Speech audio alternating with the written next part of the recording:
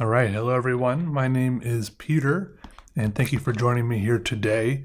As you can see, we're going to do some drawing. This is going to be one of those videos in which I'm not going to speed anything up. I'm going to try not to edit anything out.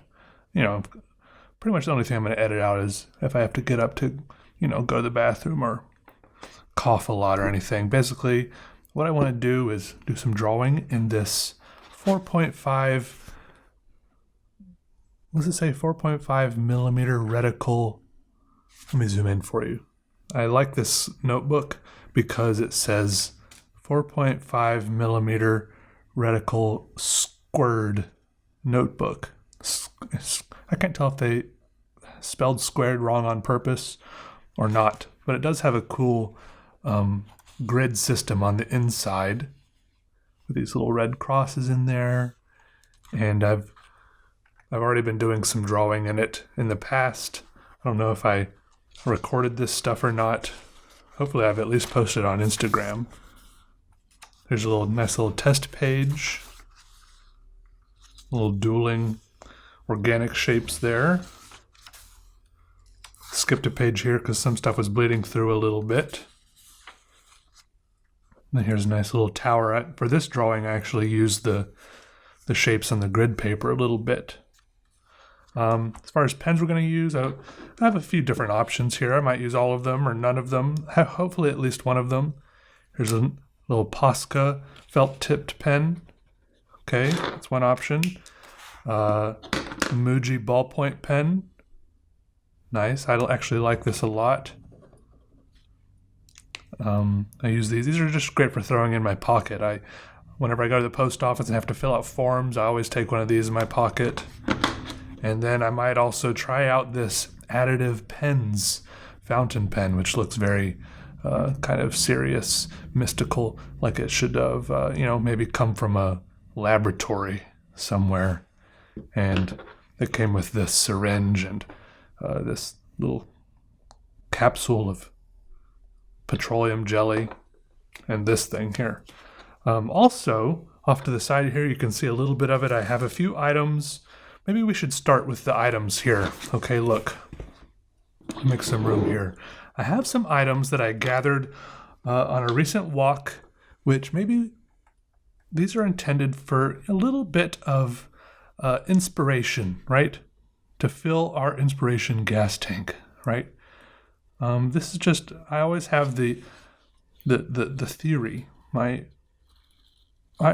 I think inspiration can come from anywhere and everywhere, and so these are just things that I picked up on the ground while I was going on a walk on the last couple of days, and I just like, we can get ideas for what to draw, how to draw lines from everything we see, including things that I just find on the ground. Here's some pine needles. Here's a piece of rotting wood. A lot of the stuff I'll show you right now is stuff that you can tell has been run over by cars a lot. Like this is barely holding together. It's probably very dirty. I should wash my hands after this. But I love the lines in it. How the lines are kind of parallel, but they're swirling and kind of going like this. Wibble, wibble, wibble, wibble. Great lines in both of these items. Directional, but not just boring straight lines.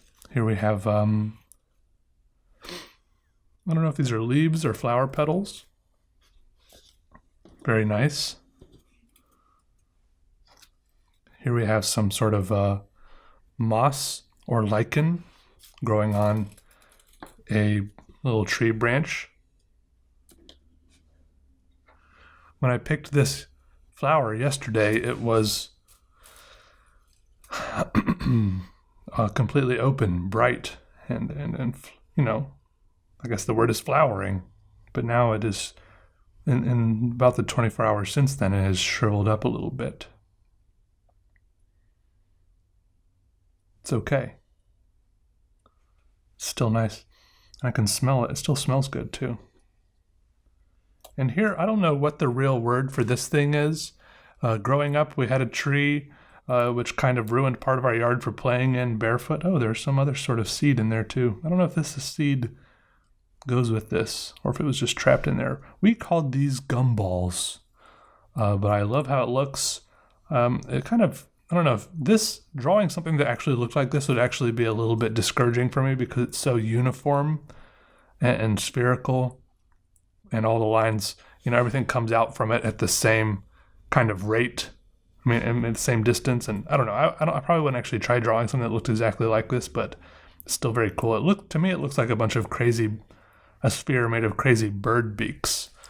Will it focus? If I hold it up here, it's really crazy. We call these gumballs growing up. I don't know if that's the real word for them. I don't know why we called them gumballs. Maybe someone told us that they come from a gumball tree. They have really no similarity to actual gumballs, except that they're maybe roughly the same size, but I don't know. And then here's one stone I found, kind of smooth, covered in dirt. You can see there's some scuff marks on it here where cars drove on it. It's kind of got a couple of dimples. Makes you wonder how a stone gets dimples and how long ago those happened. Here's a more rough stone. And do you think that this stone was ever just as rough as this stone? This one's also scuffed up a bit where people were driving on it. And then here's a hex key Allen wrench type thing I found, also scuffed up from cars driving on it. Very nice. And finally, a very pretty leaf I found. Gorgeous. Love all these shapes and swirly curves. It's beautiful. All the beautiful textures, and if you hold it different ways, it casts different shadows on itself. And you can always just create more stuff out of it just by breaking it apart, and it creates whole new lines every time just by the way it breaks apart. But I think I'll leave it like this for now. That's a very pretty leaf. There's some other little things here. Now I have a bunch of dirt on my table. All right, let's move these back out of the way. Zoom out a little bit. You can kind of keep them in the frame to make a little artsy scene, huh? I think that's the thing. It's not really something I try to do most of the time, but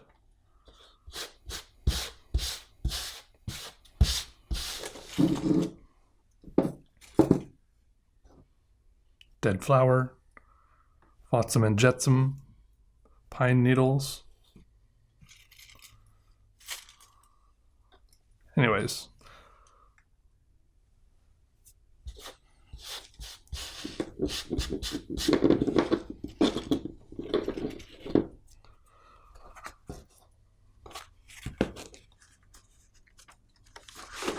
I'm gonna do like a quick doodle with this POSCA pen, I think, right here on this page, and then move on to something a little more careful with the additive fountain pen.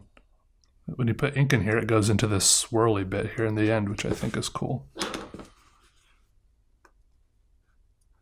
The interesting thing about using this POSCA pen is that it, when you press down with it, the tip of it can kind of be pushed in a little bit, which is a little bit annoying. You see that, how it goes in? I've had this POSCA pen for a very long time, though. I found it in like the bottom of a drawer, and as you can see, it immediately worked completely fine.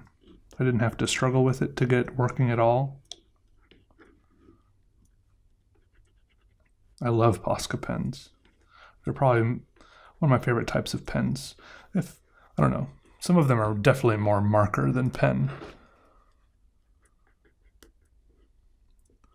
Also, I would say that for my current camera setup, a fountain pen probably works better because I have the camera situated directly over the paper, so for a pen like this, it seems to work a little bit better when I hold it vertically, but then my hand covers what I'm doing.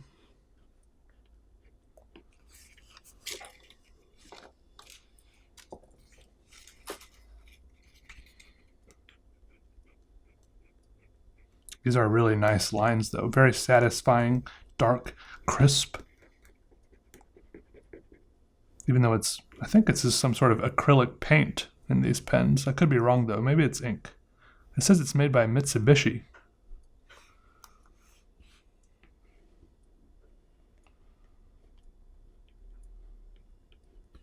Anyways, I hope all of you are doing okay today. Right now, it's Thursday the 11th of March.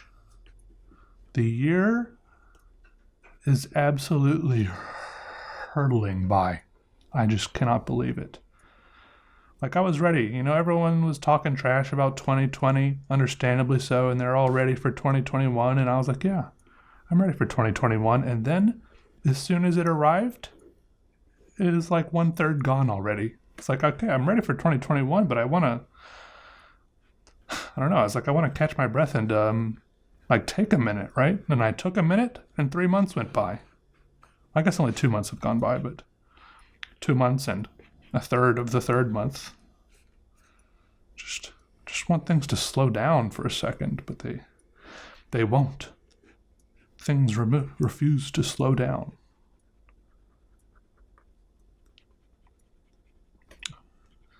I wonder if the older you get, things just keep going faster and faster. I hope that's not a trend that continues, but it seems like the trend so far. I mean, so far, I'm 30 right now, and I was kind of dreading being 30, you know, after I was used to being in my 20s, and just starting to get used to being in my 20s when I stopped being 20 in my 20s. Seems like that's kind of how it goes. As soon as you get used to something, it ends. But being 30 seems okay so far. Maybe I can learn from my mistakes in my 20s and get used to being 30 faster. And so at least by the time I'm like, I don't know, 33 or so, I'll become more acclimated to it. And then probably my 34 through 39, I'll at least be able to appreciate the dynamics of being in my 30s. I can't imagine being 40. But maybe by the time I am 40, I'll have mentally prepared for it that time. Because I definitely wasn't mentally prepared for being 30, but it happens anyways. It really doesn't matter if you're prepared or not. It just still happens. Kind of terrifying, but it's good. Because if it only waited to happen for when we were ready for it, we would probably all still be like 6 years old. And that would be bad. I think it would be bad anyways. Maybe it would be good. I don't want to jump to any conclusions.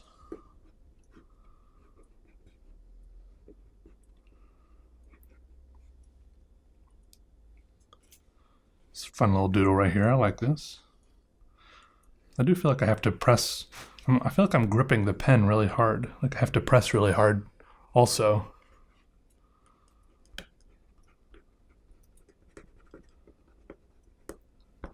I wonder if this is bleeding through at all.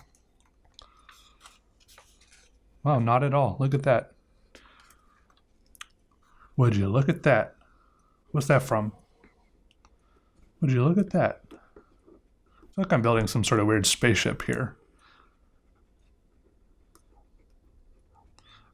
Of course, that is also, I feel like these, the format of these pages easily lend themselves to vertical construction, things like spaceships ready to launch on the launch pad. Some sort of, you know, tall buildings. I don't even know what this was. This looks like some sort of oil rig or something. This one is definitely a spaceship now. Of course, I don't know what this part of it over here is. I need to color this in.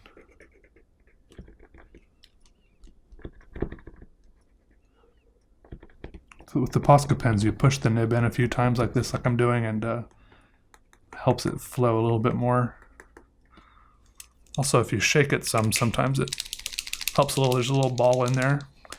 But I've learned the hard way. It's good to put the cap on before you start shaking it too much. Otherwise, the blobs of ink can end up all over your paper where you weren't expecting it.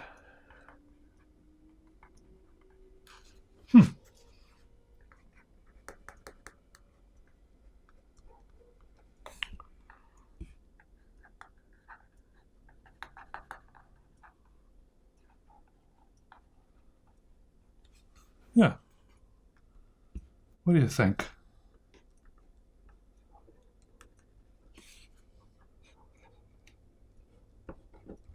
Stabilization fins here, here. I've been watching some of those SpaceX launches where they launch their spaceships, the SN series. They launch them and then they try to land them, and a lot of them have been crash landing, but they don't seem discouraged at all by the crash landings because I think they learn a lot. I mean, it'd probably be even worse to have a spaceship that lands successfully just by sheer luck or by some kind of fluke than by a crash landing. Like, you probably want to have a lot of crash landings, and then if they crash land for different reasons each time, then you learn so much. You could probably learn how to avoid a crash landing, by that reason in the future. Like, you can solve that problem, that specific problem. If it keeps just being successful, you can't solve any problems because you haven't been presented any problems.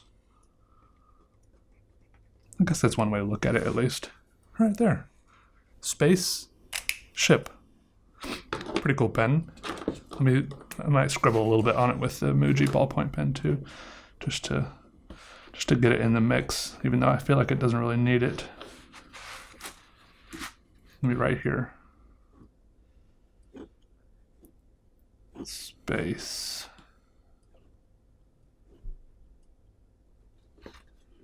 dash ship. There we go.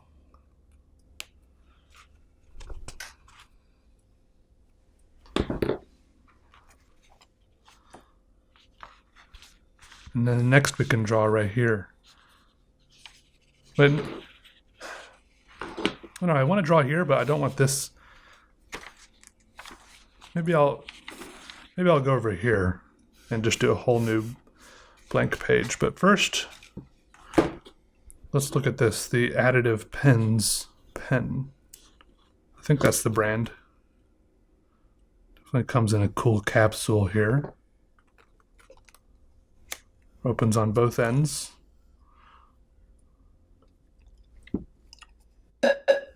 So that you can play it. Nice.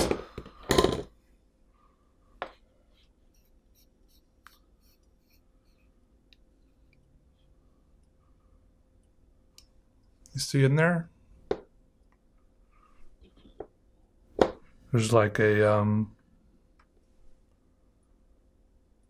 it's like split into two halves.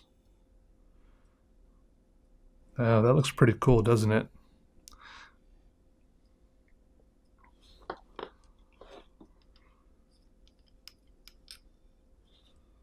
Then there's the nib.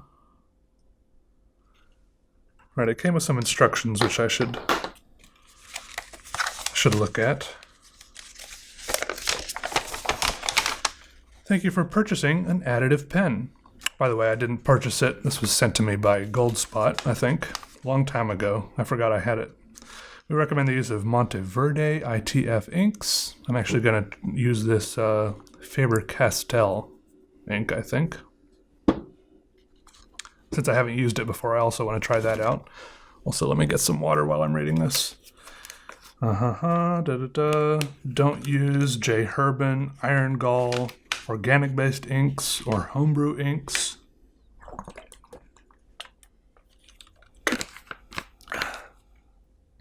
For most gentle inks, the pen will clean out easily. Quick start guide. Apply a dab of silicone grease on the nib/grip section threads which connect to the barrel. Use a small amount of grease on the cap threads. Avoid over-tightening the cap. Gentle on, gentle off. press on, press off, press up, press down. Pen is 3D printed. The resins aren't as strong as industrial injection molded plastics. A little care is advised. Using the syringe, fill the... Okay, so let's do this. Wait, should I use like a... Should I be using like a Q-tip or something? Yeah.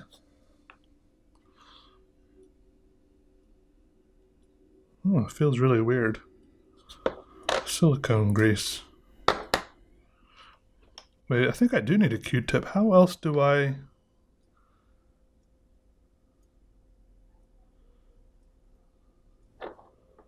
Oh wait, this is the only part I need to put a grease on, right? Yeah, I think this is the only part I need to put. For some reason, I was trying to figure out how I should put grease in there with my fingertip, but if I put it on here, this should be all right. But I don't want to put too much on there, but I don't want to put too little. If I put it on there and then tighten it down a little bit, thread it in, then it should spread it around. Basically, this is to help it become watertight, right? Which I also assumed that was the point of the gasket, but I guess when they 3D print this stuff, maybe the threads aren't as good. I think that's all I need to do with the grease.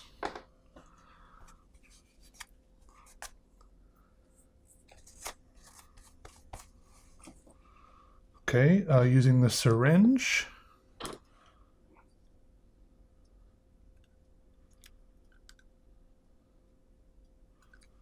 Okay, nice.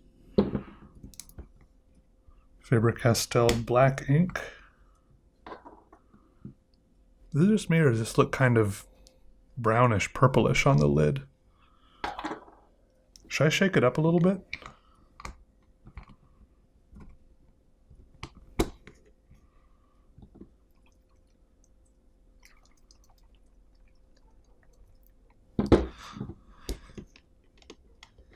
It probably says, "Do not shake" somewhere else on there. Using the syringe, fill the pen barrel until near full. The less air in the barrel, the better. Place the pen on a 45-degree angle and insert the needle into the lower chamber. Squeeze slowly and watch the ink move through the channel. Ink in, air out. Oh, it specifically says here, the silicone grease seals the ink in, not the O-ring. So why have the O-ring? Maybe the O-ring just gently stops the turning. I think that's probably the purpose of it, which is actually kind of cool. All right.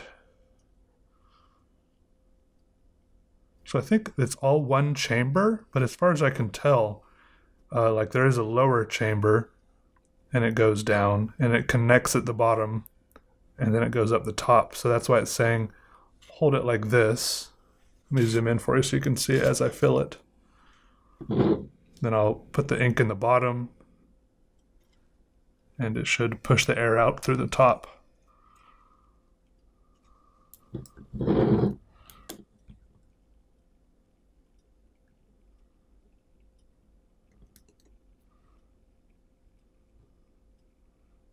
I don't know how much ink it holds, but I'm going to fully load this syringe.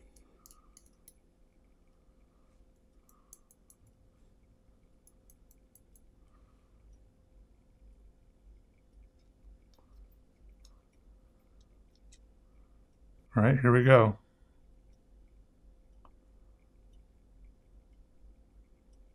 Oh, look at it go.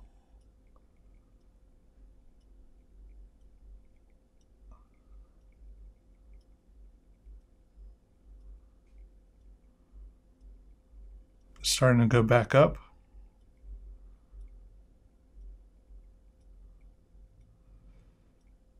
I don't know if I did it right.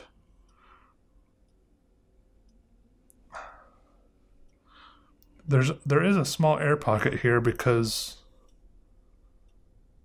maybe I'll try sucking some of the ink back out right here.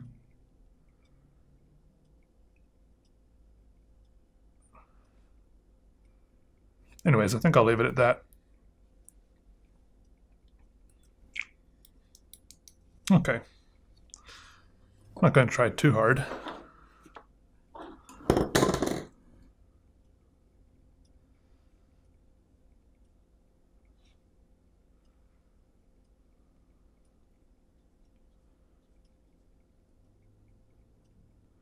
There we go. It does look cool.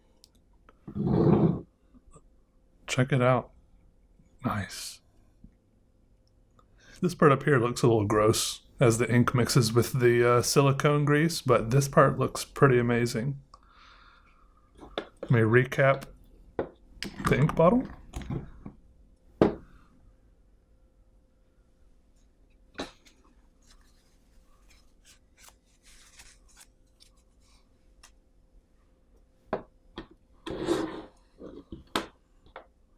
So it looks like with the lid on.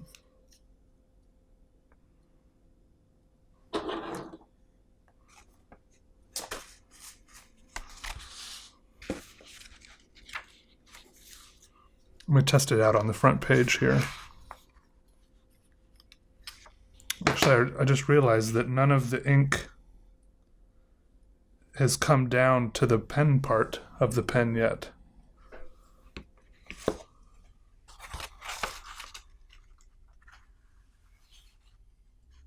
Did I do something wrong?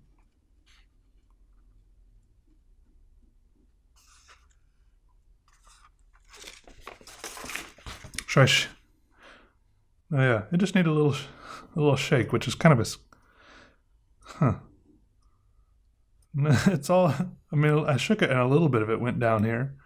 Most of it's just stuck up here though. Like some sort of capillary action is. All right, I'm going to put the cap on and then give it a more firm shake.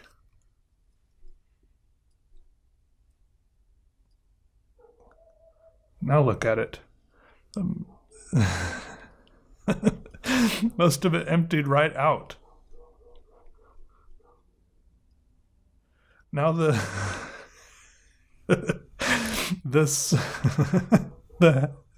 swirly part was completely full, and now it's almost completely empty. Did I do something wrong? I couldn't imagine opening it now though, because the part I would open is now full of ink.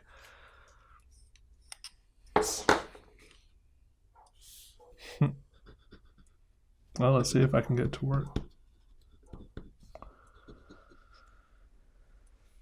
See, I reviewed another one of these before that was similar, and there were a lot of comments that were like, oh, it's a knockoff, like, Additive Pens did it first, so-and-so, but I don't think it's a knockoff. I mean, first of all, they did a different design where it was two separate swirls instead of one connected swirl. I mean, just because one person does a 3D printed pen with swirls in it doesn't mean that no one else is allowed to do 3D printed pen with swirls in it. I mean, if that was the case, the first person who made a pen without swirls in it, nobody else would be able to make a pen without swirls in it. I mean, like what? That's just how ideas work. One person does something and then another person does something similar but slightly different. That's exactly what happened. But the other pen I used, it was a hex pen, I think was significantly better in the sense that it opened on this end and this end, so there was none of this like vacuum capillary action deal going on. Whatever's happening here, it was easier to clean in that sense too, that you didn't have to squirt down one side and make it come back up the other side. I mean, I still got it wrong because I filled it from the wrong end, but that was just because I didn't read the instructions, which is pretty typical for me. So far, I like the other one better. The one that people were saying was a knockoff, which I think was just an improvement. This one does seem a little shinier and smoother with their printing than the other one. I will say that. Come on. Should I risk Should I risk opening it?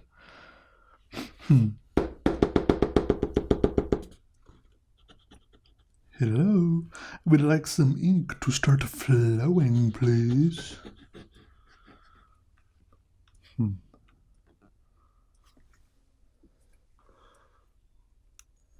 Sometimes a little bit of moisture helps.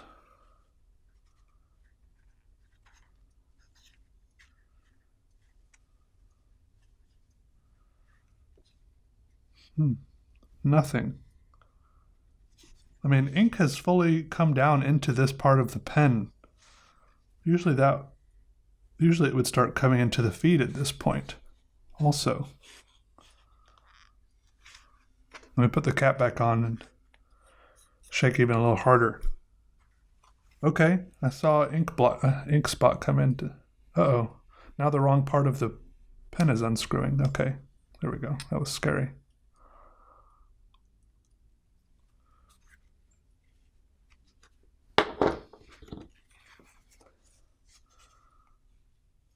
Where did that ink come from?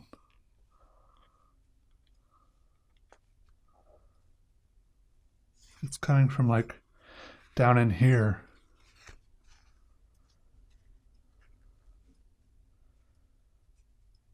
This should be flowing. If it's in here, it should be flowing through the nib, through the feed, under all there. That's the whole design of it, of how fountain pens work. Right?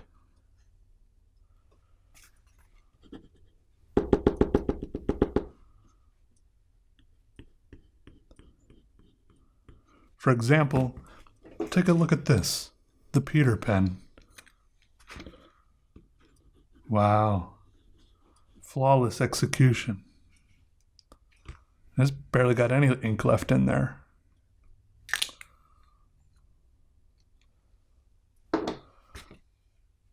No such struggle.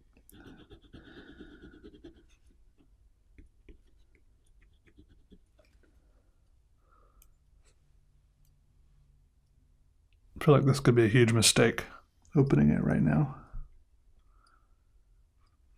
Should I put more ink in there?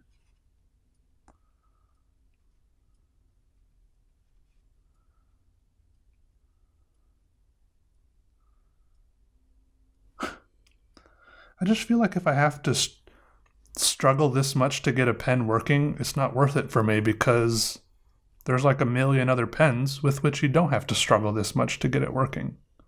Right? Right? Yeah. Plus, I'm recording right now. Look, I've got a show to run. Let's go on and draw some more with this pen.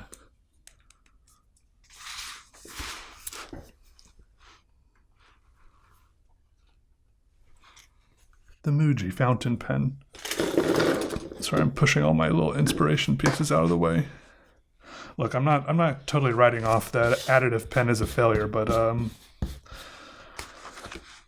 it kind of lost me. It's true. It could be, as usual, that I did something wrong.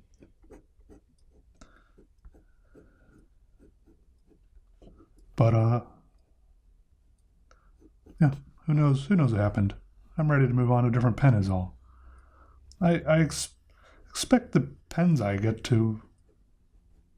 expect the pens anyone gets to be at least somewhat cooperative. I mean, that pen does get a little bit of leeway, a little bit of grace because it's so cool and that it's, it's 3D printed and it's got other quirky little features which, give it a little bit extra patience, and I did give it a little bit extra patience. And I think that if I had spent my own money on it, I probably would have tried a little harder. So, I don't know. Hopefully you understand. I feel like whenever I do that with a pen, I'm like, this pen doesn't work. It's crap.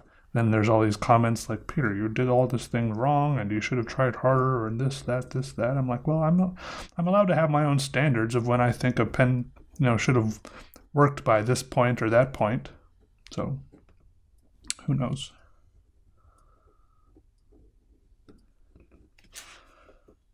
make your own decisions. I'm sure a lot of people have bought that pen, the Additive Pen, and had great experiences with it because I have seen a lot of good reviews about it. So please don't think I'm saying it's a terrible pen. It just wasn't working for me right then, okay? I don't like bashing pens. I want to be the guy who is like, I love pens, and I just want to be excited about pens. I would rather just be excited about pens. I don't really want to do negative pen reviews anymore, to be honest. I just want to be excited about pens. And I just want to like pens. Because I do like pens. But something about that one wasn't working, is all. And I just ran out of patience. It's sometimes hard to keep working and trying to get a pen to work when you have another pen that's working perfectly laying right here in front of you, and all you want to do is draw, right? And that's all I did want to do, is draw, like I am right now. That's the beauty of something as simple as like a ballpoint pen or a gel pen or rollerball or whatever the heck this is right here, right? It's like you never have to refill it or I mean, even maybe more the beauty of a pencil. Or what's the most basic drawing tool, you think? A sharpened stick?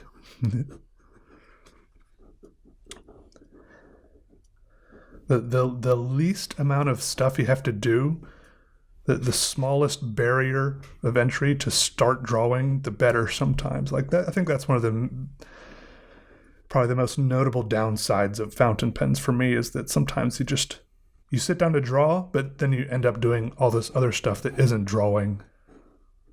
You know, like refilling your pen and trying to figure out why it's not working for this reason or that reason, because something weird happened with the nib, or you have to go get another piece of, paper towel because it's leaking, or this or that. You know, there's like a million different things that can go wrong with the fountain pen. As great as fountain pens are, and as much as I've come to love fountain pens, they do have obvious drawbacks for that, for in that way.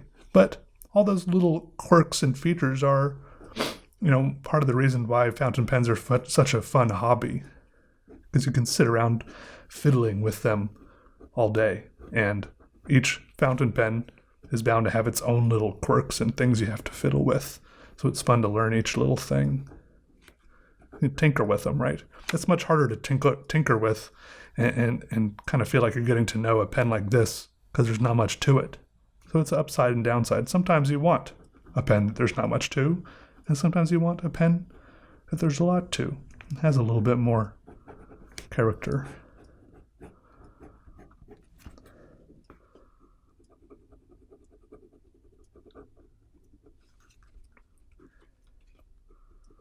I don't know what I'm doing right now as far as drawing, but I'm enjoying it. I like the way these pens draw lines is all. Right now it feels like this is some sort of speeder, but it could, not Peter with an S at the beginning, speeder.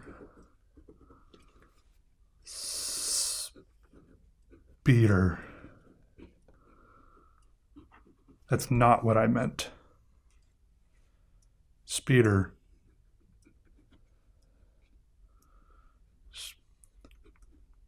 Speeder. Like so.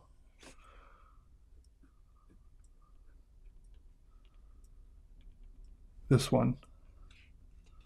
Not this one.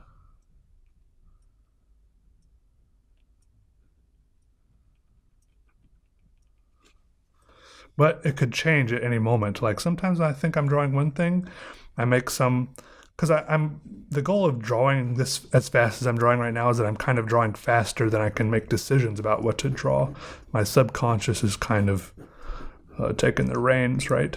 Because my subconscious knows a lot about how things look, the way that shapes fit together in real life. I've seen a lot of things. We all have. Maybe not blind people, which I think I would struggle a lot if I went blind. And I have great... blind people don't need my pity, I know. But I still have pity for them.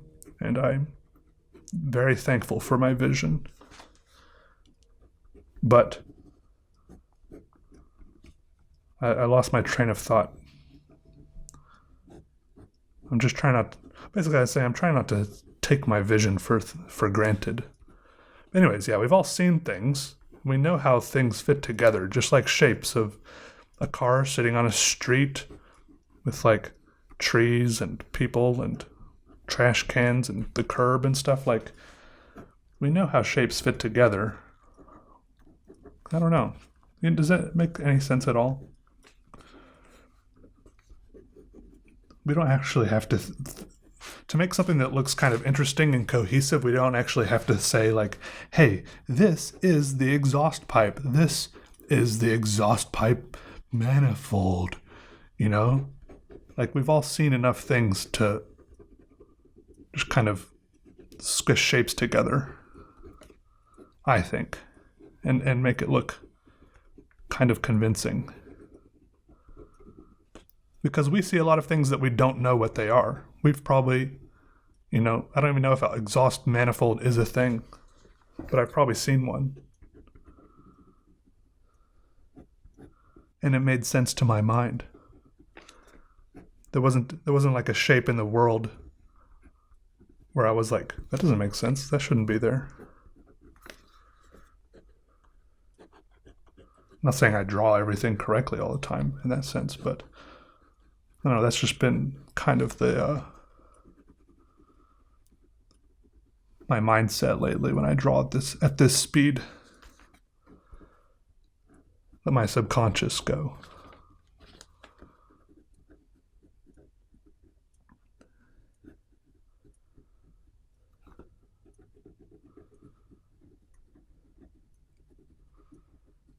There's mixed results, but it's fun. I think I definitely get results that I wouldn't get if I was intentionally, trying to be like, okay, now I need to draw a speeder bike, and where do the pedals go? Where does the seat go? And how will the crankshaft connect to the drive shaft and the radiator? And I don't know. I think that would slow me down too much and I wouldn't enjoy it anymore.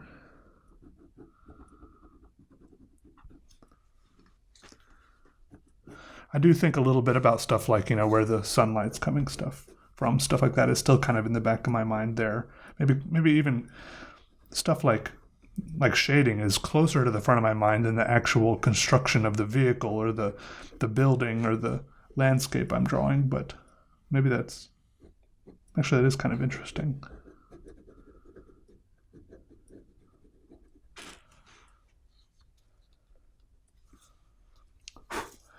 It almost kind of looks like there's never mind, I fixed it, I think. I don't know. I don't really like it now. Here I am kind of making some more conscious decisions, and sometimes I regret the conscious decisions, like putting this piece up here and getting rid of what looked like handlebars behind what looked like the seat. Maybe it's usually towards the end of the drawing when I start making those more conscious decisions, like making the seat look slightly more comfortable, I guess. Drawing a headrest or something there. Stuff like that. And it's usually okay. Is this an exhaust pipe? I don't know. You can make slightly more conscious decisions and still not know what you're doing, which is good.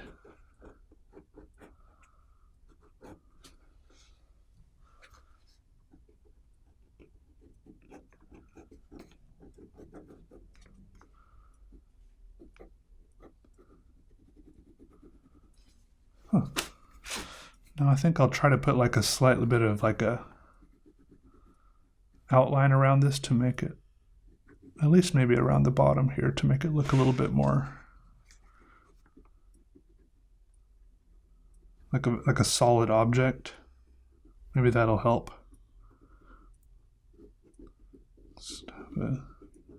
Experimental technique.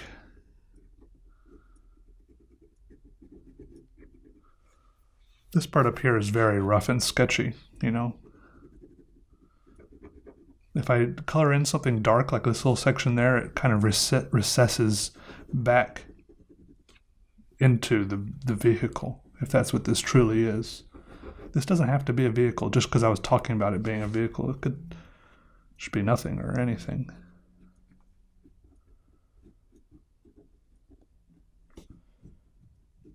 but I'm enjoying it being some sort of floating vehicle.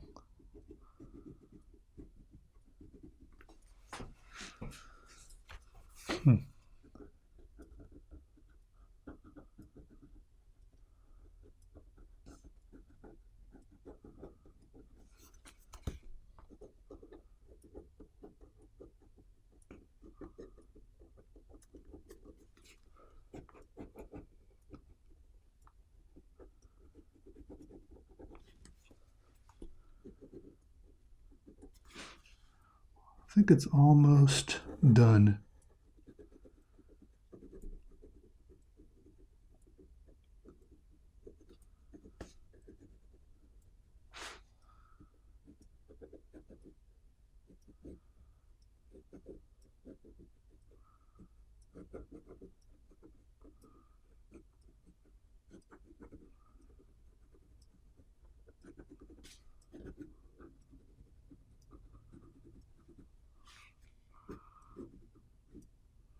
Not my favorite thing I've ever drawn, but well, as always, I had a good time doing it, and that's my main goal. And I can also it's always just like, like, see this red little plus there? That's perfect. That's just like a little +1 to the number of things I've drawn, And then the next thing you draw will be +1 better, because you've learned something from drawing this one. Even if you can't name what you've drawn, your mind has learned something. You've developed some sort of muscle memory. Something is improving. Maybe you could conceivably get worse, because you can practice things wrong, But I refuse to think about that. Nice. I'm pretty happy with that.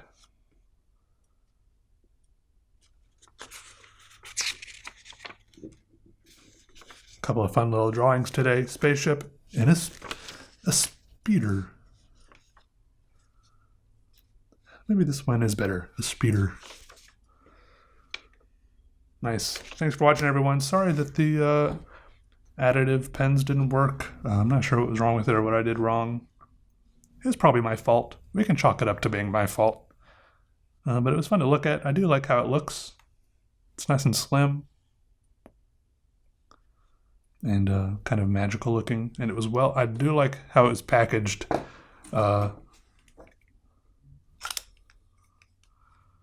Just to remind you. In like this specimen tube, right?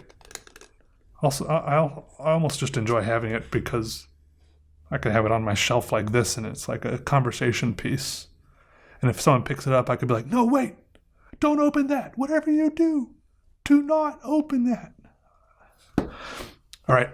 Thanks for watching, everyone. See you later.